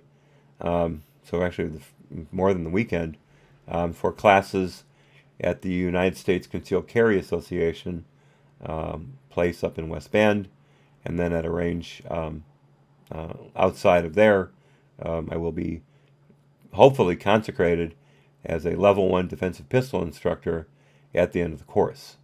I've already got my NRA basic pistol credentials, so that will add nicely to my toolbox. I'm looking forward to it. So there we have it. I will let you all go, and I will hopefully see you Friday, 11 o'clock. We'll just put the regular start time on there, 11 o'clock Central, 12 o'clock real time. And keep an eye out for the recording. If and when you see it, make sure you go ahead and just put a comment on this video, please, on this video, letting me know, put a link to it, and that will help greatly, because you may find it before I do. And I would really appreciate if everyone out there could keep an eye out for it, and help the channel along, just in case I screw up and miss all of them. Laura, thank you so much for being here, as always. I know every day isn't the greatest day for you. Same with Ray. You guys are the best. So thank you. All right. I'll leave you with a full learning curve. God bless you all. Let me do it right. Be well. God bless. Happy trails. Hopefully I'll see you all Friday. Goodbye.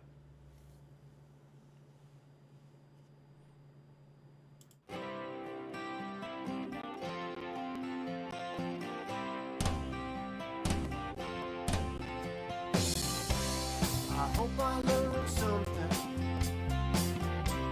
I hope I learned something. I hope I learned something from the stormy seas, from the brightest days, from the darkest nights, from the sunny days.